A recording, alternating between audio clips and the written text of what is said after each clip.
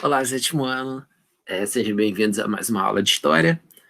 E vamos lá, nos preparar dessa vez para a prova, né? Fazer uma revisão aí maneira para a gente poder fazer uma ótima prova e vocês poderem tirar ótimas notas. Então, sem mais demoras, começando a apresentar.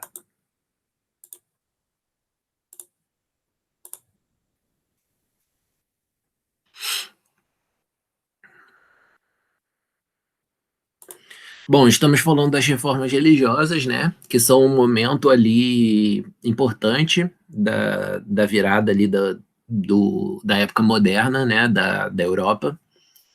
É o momento no qual eles saem daquele mundo do feudo, né? Um momento de uns cento e poucos anos, tá? Não é,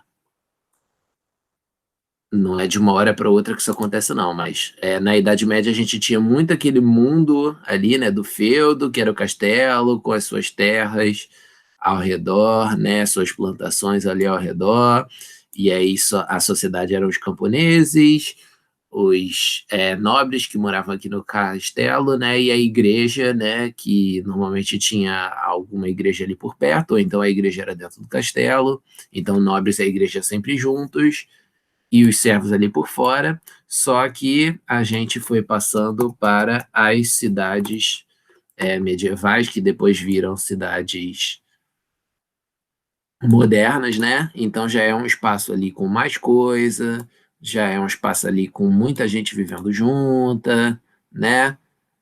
Você vai tendo a aglomeração, você vai tendo o comércio, entendeu? E o mundo vai virando outro, né? Da mesma forma que a gente vê hoje em dia, quando a gente compara, por que que aconteceu isso? Não era isso que eu queria. Quando a gente compara um espaço de uma cidade, né, grande, tipo aqui o Rio de Janeiro, com algum lugar mais de interior, você vai ver que as pessoas aqui têm uma mente mais aberta, estão acostumadas com mais coisas, e, enfim, né, tem mais acesso à informação, conhecemos gente mais diferente e todas essas coisas. E se hoje em dia, com tanto meio de comunicação que a gente tem, já é assim, imagina naquela época, né? Se você não morava numa cidade, você normalmente tinha a cabeça ali muito fechada naquele dia a dia do feudo, mas o crescimento dessas cidades foi transformando as coisas. E mesmo nos feudos, as paradas já não eram mais as mesmas, você tinha, né, uma galera ali questionando algumas coisas, enfim. Todo esse contexto que levou ao humanismo, levou ao Renascimento, que a gente já estava vendo há mais tempo aí do ano, né? Então, não preciso mais explicar tanta coisa assim. E aí também na religião você vai tendo transformações. Você vai ter gente de fora e de dentro criticando a Igreja Católica, que era muito poderosa ali naquela Europa e que mandava muito no rolê todo, em relação à religião, né? Não tinha discussão, não tinha nenhuma outra religião que fosse religião ali aceita, né? E que as pessoas pudessem ser sem problema. Todas as outras religiões que não fosse a Igreja Católica na Europa davam problema, então era mesmo difícil escapar ali desse poder da igreja, só que mesmo assim as pessoas estavam sentindo a capacidade de discordar, né, de debater, e outras ideias ali que discordassem da igreja estavam surgindo. Então você tem, né, basicamente, peraí, a igreja ali se dividindo, né? Imagina o cristianismo, né, que são as pessoas que seguem Jesus Cristo de alguma forma. Imagina isso aí se dividindo, né, em várias formas, né? Você tem o cristianismo original, né, que nasce lá da época em que Jesus esteve no mundo, né? Independente disso, você acredita que ele é Deus ou não, né? Já teve um desdobramento ali dessa galera lá atrás, que era chamada Igreja Ortodoxa, que ela existe até hoje em dia, só que ela é muito nesse canto aqui do mundo onde a gente vive, né? De Brasil, ela é minúscula, então a gente às vezes nem conhece, né? Porém, o catolicismo, né, era o mais conhecido, esse tronco maior aqui que a gente está tendo, que é esse rosinha aqui. Nesse momento vai surgindo esse protestantismo, que é a galera que discorda da igreja. E ele vai se desdobrando, né, no pentecostalismo, depois neopentecostalismo, e a maior parte dessas igrejas que a gente conhece hoje em dia vem desse lado aí da coisa, né? Então a gente tem algumas aqui bem conhecidas: Evangelho Quadricular, Assembleia de Deus, Universal, Internacional, Renascer, enfim, todas essas igrejas elas vão surgindo, né, desse tronco aqui, que é o tronco do debate que está acontecendo naquela época que a gente está estudando, protestantismo. Então, por isso é uma matéria muito importante para a gente, né? Porque comparando ali essas novidades que você vai estar tendo religiosamente, você acaba chegando no entendimento dessas religiões que estão aí até hoje. Então, é bastante importante de entender. Sendo que naquela época estava tendo mais crítica, mas isso também era uma questão das críticas estarem circulando, porque sempre teve gente criticando a Igreja Católica, mesmo com todo esse poder que ela tinha na Idade Média, e a igreja ia lá e impedia as pessoas de falarem, calava elas, dava um jeito de prender elas, né, de interrogar, de fazer elas voltarem atrás no que elas estavam dizendo, em alguns casos até matar, para fazer com que essas pessoas não concordassem, não continuassem dizendo a mesma coisa que elas falavam, né? E acabassem concordando com os dogmas da Igreja Católica. Lembrando que um dogma é o quê, né? É uma verdade considerada absoluta. É uma doutrina, um pensamento ali, de qualquer religião que seja, né? Mas normalmente na história a gente fala dos dogmas da Igreja Católica. Qualquer coisa que uma religião acredita, que ela acha que não pode haver dúvida em relação àquilo ali, que todo mundo deveria acreditar naquilo ali. Então são coisas bem básicas. Por exemplo, para o cristianismo como um todo, é dogma acreditar que Jesus é Deus. Se você virar e falar que eu acho que Jesus era só um cara maneiro aí, um cara inteligente que falava algumas coisas e movimentou as pessoas. Então você vai estar em desacordo com o dogma básico do cristianismo. O que não necessariamente é um problema. Não estou dizendo que ninguém tem que acreditar em nada, não, mas essas religiões normalmente vão dizer que você tem que acreditar nisso. Então, isso é um dogma. Hoje em dia, quando você bate de frente com o dogma de uma igreja, ok, né? Quer dizer que você não é daquela igreja, você não é obrigado, etc. Mas naquela época, a igreja era muito importante, a igreja católica era central ali no funcionamento daquela idade moderna que estava ali começando, e ela não vai simplesmente aceitar as pessoas discordando desses dogmas, então havia perseguição. E aí, nesse momento aqui, fica mais difícil da igreja parar as pessoas que falassem coisas diferentes, porque surge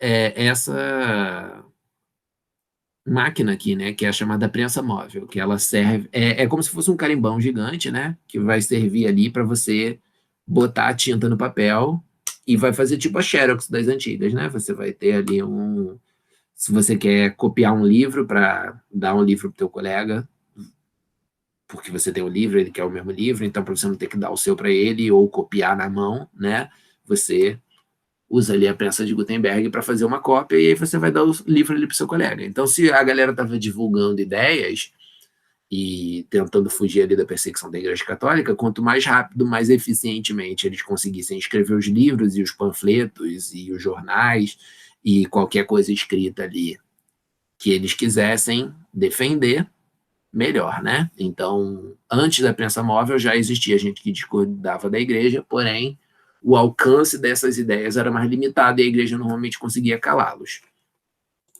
Então havia muito debate quanto a essa posição da igreja que ela costumava ter e que ela estava começando a perder e que ela queria manter essa posição de que não, sou só eu que entendo o que Deus quer, sou só eu que posso dizer o que é bom e o que não é bom, e o que é pecado e o que não é pecado e como é que as coisas de Deus funcionam. Acabava sendo um poder muito grande, porque ninguém queria ir para o inferno, obviamente, né? Então, se a igreja falava uma coisa, as pessoas acabavam obedecendo. E a igreja não necessariamente usou esse poder grande e essa responsabilidade grande que vem com ela, né, para fazer coisas boas.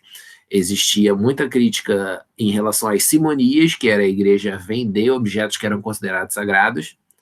Existia muita crítica também em relação às indulgências, que era um perdão que a igreja dava para os pecados,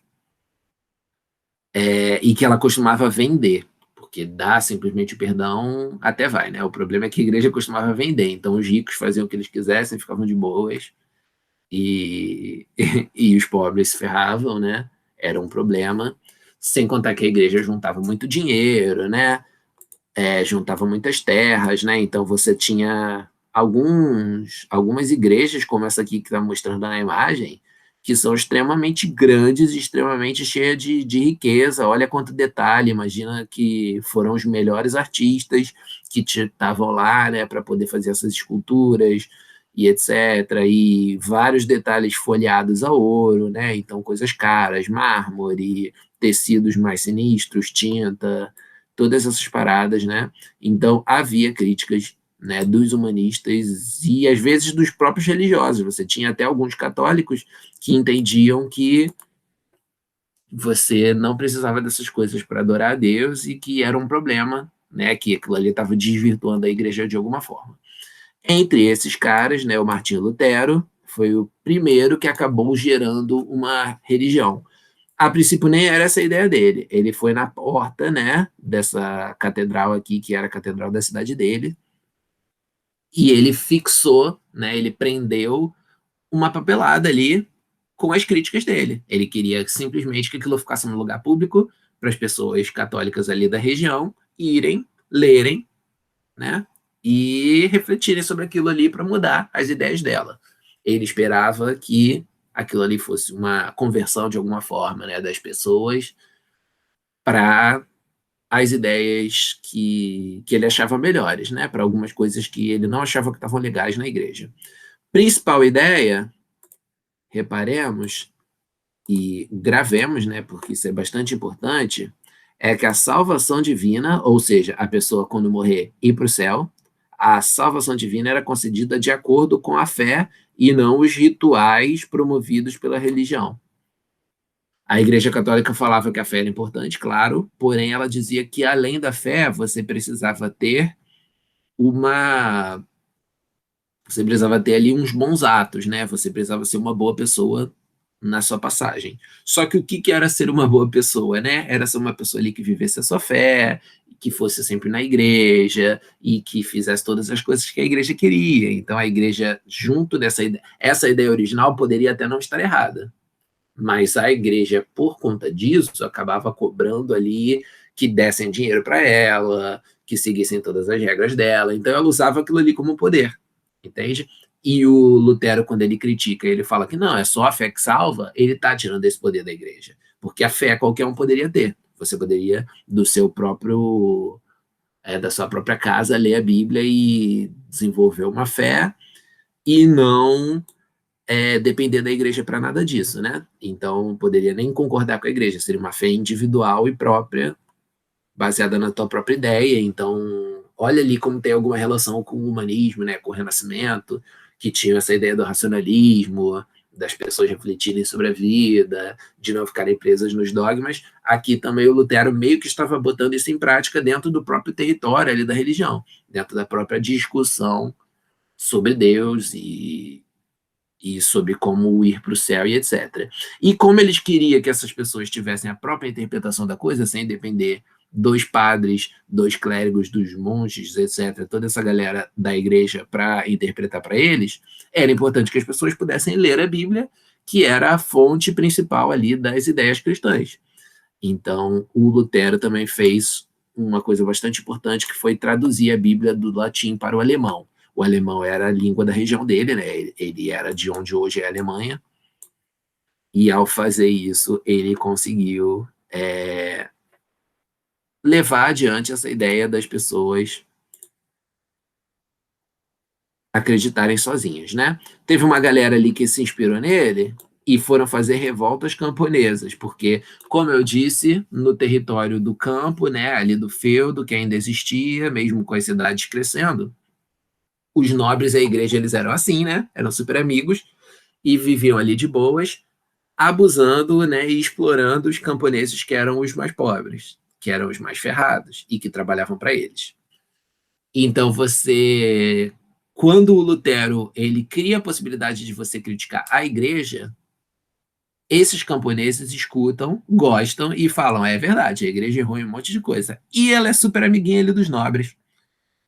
E os dois estão sempre juntos contra a gente. Então, cara, se eu estou criticando a igreja, também vou criticar os nobres. Eles dão esse passo a mais em criticar a sociedade, em criticar o pensamento da época, que é não apenas criticar a igreja e pensar na fé de uma outra forma, mas também criticar essa ideia que a igreja defendia de que nobres e igreja tinham que estar por cima, camponeses tinham que estar por baixo. Eles diziam que isso era vontade de Deus. Eles usavam Deus ali como justificativa para uma sociedade injusta.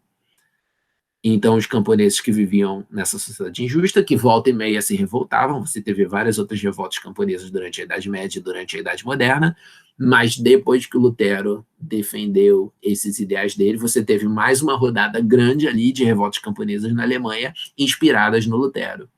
E o engraçado é que o próprio Lutero não ficou do lado dos caras. O próprio Lutero, ele era amigo dos nobres da sua própria forma, né? Ele estava querendo discordar da igreja apenas. E, e ele acabou não gostando do que esses camponeses fizeram também. Ele também quis ir contra esses camponeses e queria que eles fossem mortos e presos, etc. Então, o Lutero não é também um anjo, assim, que, nossa, que cara maravilhoso, ele só queria o bem. Não, ele tinha ideias positivas, né?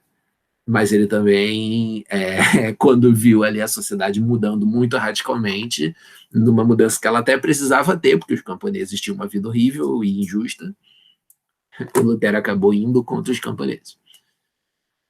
O Calvino era outro cara que também pensou algumas coisas, escreveu algumas coisas, defendeu algumas coisas, e também acabou perseguido pela Igreja Católica. Então, esses seguidores dele e ele acabaram virando uma nova igreja. Mesma coisa que o Lutero, era uma pessoa da própria Igreja Católica que discordava com a Igreja Católica nas coisas em algumas coisas que a Igreja Católica dizia, não na maioria. Então ele queria que a Igreja mudasse.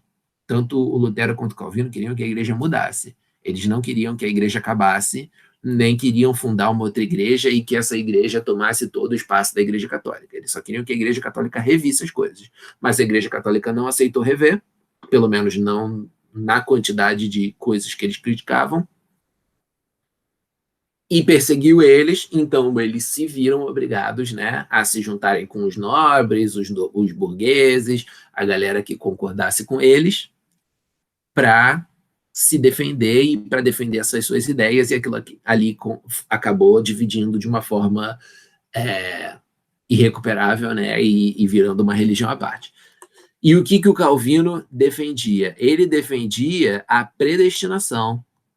A igreja falava que você precisava de fé e de certos atos ali, sacramentos, orações, rituais, etc., para você ir para o céu. O Lutero tirou esses atos, esses rituais todos, ele disse que era só a fé. E aí veio o Calvino e ele falou: não é ato nem fé. Você não precisa de nenhum dos dois para se salvar.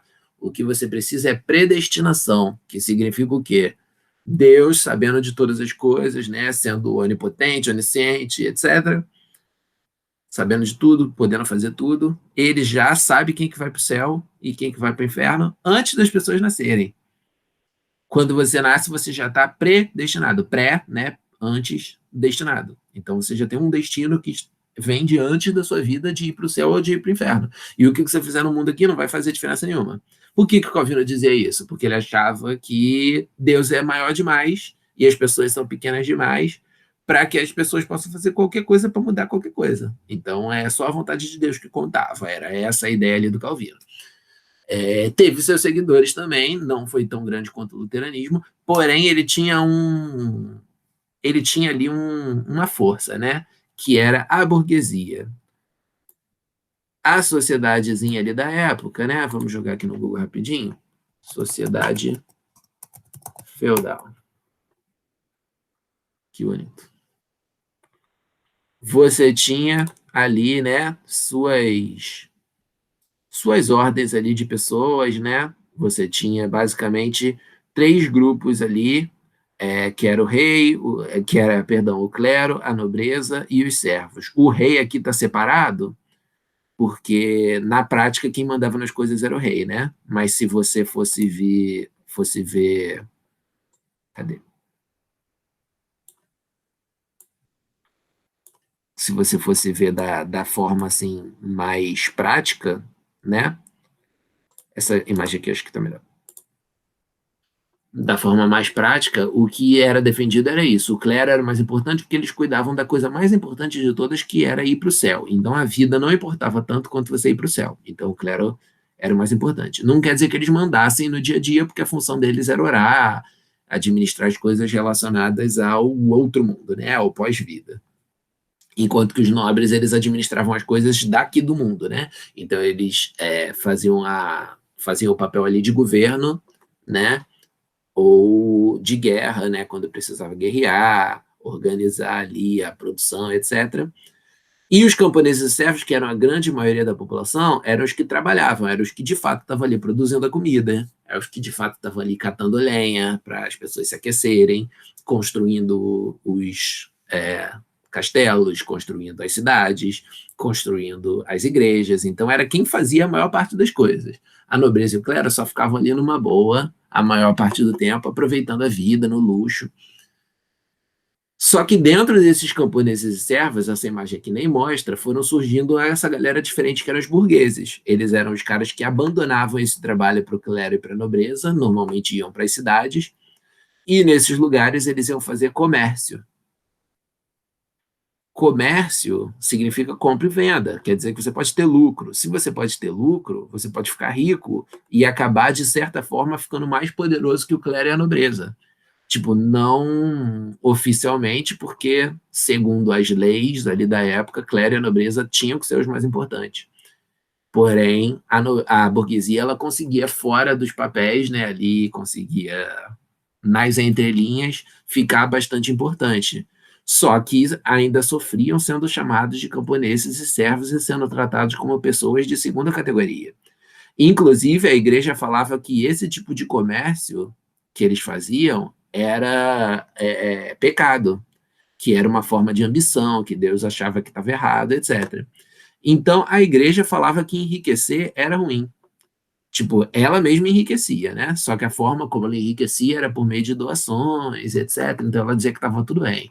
A nobreza tirava a sua riqueza ali da terra, diretamente da terra, da plantação e etc., feito pelos camponeses e servos. Então, também era aceito. Agora, o burguês que fazia comércio tratava diretamente com moeda, comprava uma coisa para vender mais caro, ter lucro, emprestava dinheiro, depois recebia de volta mais caro para ter lucro, esse tipo de coisa. Isso era tudo considerado um pecado chamado usura. Agora, o calvinismo, por que eu expliquei isso tudo, né? Porque lembra que o calvinismo falou ali da predestinação, que você era escolhido por Deus para ir para o céu? Então, o Calvino ele mudou a coisa toda, porque ele não disse mais que riqueza era pecado. Ele disse que riqueza era predestinação. Ele disse que riqueza era um sinal de que Deus gosta de você, quis te deixar próspero, quis te deixar rico, quis te deixar numa vida boa. Já para nesse mundo mostrar o poder dele ali de levar as pessoas para o céu, então criando um céu na terra, né? Criando ali um, um anúncio, né? Um spoiler do que dá para vir. Então aquilo ali foi extremamente importante para os burgueses, presta atenção nisso, isso é bastante importante. Os burgueses, eles gostaram muito dessa ideia e o calvinismo ficou muito popular, especificamente entre os burgueses, embora também tivesse seguidores que não fossem. Agora vem um outro cara, que é o Henrique VIII, era rei da Inglaterra, e ele aproveitando todas essas brigazinhas que estavam tendo aí, esses rompimentos que estavam tendo, essas novas religiões que estavam surgindo, ele resolveu que ele ia criar uma nova igreja. Então não foi uma questão de que ele criticou algo e foi perseguido que nem os outros, Lutero e Calvino. Foi uma questão de que ele quis montar uma nova igreja. Aproveitando que era rei, né? Ele já estava tendo uma briga ali com o Papa, porque ele tinha casado com uma mulher, aí ele não estava conseguindo ter filhos homens, que era extremamente importante para os nobres ali da época para conseguirem manter sua família no poder, né? E na época, machistamente, né, a culpa de tudo era colocada na mulher, então foi colocada na mulher a culpa dele não estar conseguindo ter esse filho homem. Quando, na verdade, hoje em dia, que a biologia já evoluiu, já consegue entender isso, a gente sabe que a culpa é do homem. Mas na época que eles não sabiam, eles colocavam a culpa na mulher. O famoso "a culpa é minha, bota em quem eu quiser", né? Então, ele tinha a ideia de casar com a amante dele, porque ele achava que a amante dele, essa sim, ia dar um filho homem para ele. Pediu para o Papa, que era a grande autoridade, né, em relação a todas essas coisas de casamento, para anular o casamento dele para ele poder casar com a amante. O Papa não deixou. Então já tinha uma briga ali. E aí ele juntou essa ideia da briga, de querer se separar e tal, pensou na ideia ali das novas igrejas que estavam surgindo, pensou em todo o poder, a riqueza que a igreja tinha ali na Inglaterra e que ele podia tomar para ele. Aí ele falou: quer saber? Estou fundando uma nova igreja. Então, fundou Igreja Anglicana, que é uma igreja que também existe aí até hoje, embora ela seja pequena, que era basicamente a igreja oficial da Inglaterra. E aí o líder dela não era mais para ser um bispo, um padre qualquer que a igreja católica tivesse colocado. O líder dela agora ia ser o próprio Henrique VIII. Então ele não era apenas o rei, mas ele era o rei e a maior autoridade religiosa ali na Inglaterra. Pegou as posses, né? Pegou as igrejas, pegou a mobília e as riquezas e os tesouros todo que estavam ali guardados dentro dessas igrejas católicas para ele, né? E aí a Inglaterra e ele ficaram mais ricos por conta disso. A igreja, né, em resposta a todos esses negócios, lançou a Contra-Reforma, que a gente viu na última aula, que era um conjunto ali de ideias para tentar impedir que se fragmentasse mais, né? Quando você é uma instituição que manda numa região toda ali, que é a Europa, você tem um poder enorme naquela região toda ali. Aí começa na Alemanha, a galera te larga ali para ser do Lutero. Na Suíça, a galera dá uma largada ali para começar a ser calvinista, né? Aí na Inglaterra, a galera dá uma largada ali para começar a ser anglicana. Você está pensando o quê? E ainda tinha outras religiões menorzinhas ali, o inglianismo, o anabatismo surgindo. Aí você vai ver uma situação dessa, você vai ficar o quê? Desesperado, né? A igreja olhou, se juntou nessa reunião aqui dos padres, né, chamada de Concílio de Trento, e eles resolveram discutir, cara, o que a gente vai fazer para parar esse negócio aí? Tem que dar um jeito de impedir, né? Então eles fizeram várias e várias ações. Primeiro, né? Eles reavaliaram algumas coisas ali dos rituais, das missas, né? Incentivaram que os padres conseguissem atrair as pessoas para a religião, né? Eles também pegaram aqueles dogmas, aquelas realidade não, aquelas doutrinas ali que eles julgavam que fosse uma realidade, uma verdade indiscutível, e eles reafirmaram, né, colocaram no papel direitinho para que não tivesse mais questão de interpretação, né, é, deixaram mais claro como é que se realizavam os sacramentos, as missas, etc., para que não tivesse padres fazendo qualquer bobeira que eles quisessem em vários cantos, né? Eles não iam mais vender as indulgências, né? Vender perdão, como tinham sido tão criticados ali pelo Lutero, entre outras pessoas, né? Continuariam dando indulgências em alguns casos, até hoje em dia a igreja faz isso, porém ela, né, ela ia parar de vender porque era na venda que estava rolando a corrupção. Criaram essa ordem aqui, importante, né, chamada Companhia de Jesus, ou jesuítas, que eram especialistas em evangelizar, ou seja, expandir ali a igreja, expandir ali a doutrina, levar para as pessoas, né, fazer uma didática, apresentar para quem não conhece, e conversar e convencer, e se alguém tiver dúvida, discutir com aquela pessoa, e se alguém falasse alguma dessas ideias que discordavam dos dogmas, tentar fazer a pessoa parar de pensar naquilo. Então, eram especialistas aí em conversão. E já tinha um órgão antes, né, chamado Inquisição, que agora ele foi fortalecido. Também conhecido como Tribunal de Santo Ofício, ele era responsável por perseguir a galera que não tivesse aceitando ali na gentileza, né, essas ideias da igreja. Então, eles iam endurecer, né, e agir de forma mais, né, pegando ali e punindo as pessoas, né, estavam sendo mais duros, mais autoritários. Então, a Inquisição era responsável por fazer isso.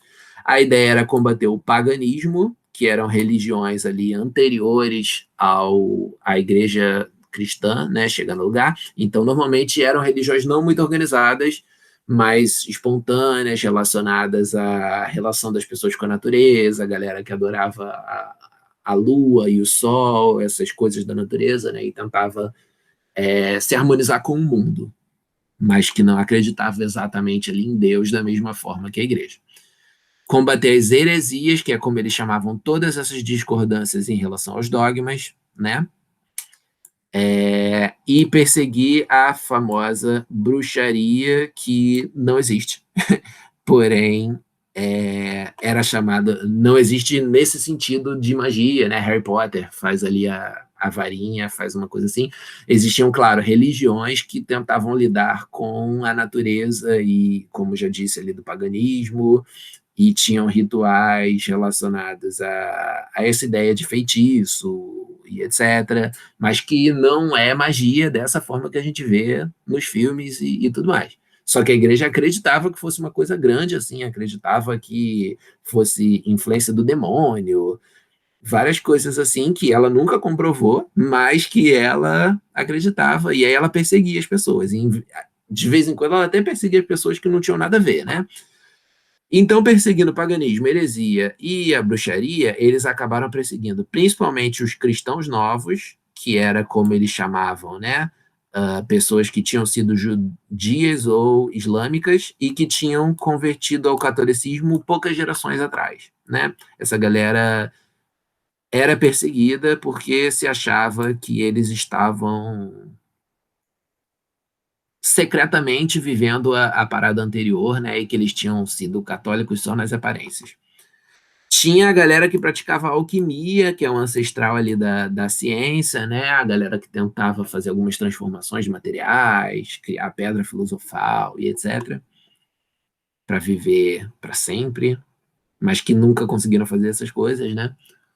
Tem a astrologia, essa que até hoje em dia, né, tem os signos, eu sou de Gêmeos, eu sou de Sagitário, eu sou de Câncer, essa coisa que até hoje em dia a gente fala e etc. Ali na época a igreja considerava que era uma coisa terrível, que você estava sendo de uma crença pagã, que você estava fugindo do pensamento da igreja, essa coisa toda. E mulheres, né? As mulheres foram extremamente perseguidas porque elas tinham naquela sociedade ali algumas funções importantes de fazer curas com ervas e com coisas da natureza assim, preparar comida e fazer partos e coisas assim, né? Numa época que não tinha ciência, as pessoas iam fazendo com base no olhômetro e na observação da natureza, experimentar com diversas plantas e passando ali de mãe para filha, de vó para filha, essas ideias, né? E, enfim, tempos muito machistas, a igreja começou a botar nelas a culpa de um monte de coisa, né? A mortalidade infantil era muito grande porque você não tinha ciência, então as doenças circulavam facilmente, as curandeiras não davam conta, elas normalmente ajudavam mais do que atrapalhavam, com certeza, porém não davam conta de parar as coisas e a igreja achava que, não, tá matando de propósito, porque é sacrifício para Satanás, coisas assim, né? Perseguia muito as mulheres e também era uma tentativa de quebrar o poder, né? Porque numa sociedade que você tem ali um monte de camponeses locais ali que se organizam entre eles e a única liderança que você tem é a curandeira, que vai ajudar ali nas coisas, aquela mulher ali é poderosa e, enfim, a igreja que era formada apenas de homens, quer dizer, não apenas de homens, mas cujos líderes eram todos homens, talvez tivesse uma coisa ali que não aceitava as mulheres, né? Machistamente não aceitasse poder para as mulheres. Então, junto também do governo, a igreja não fez perseguição sozinha, os nobres todos ajudaram também, né? Teve muita perseguição às mulheres, aos cristãos novos, aos praticantes de alquimia, astrologia, de religiões pequenas ali pagãs, que também não tinham nada de errado, eram simplesmente formas de entender o mundo, que não eram aceitas.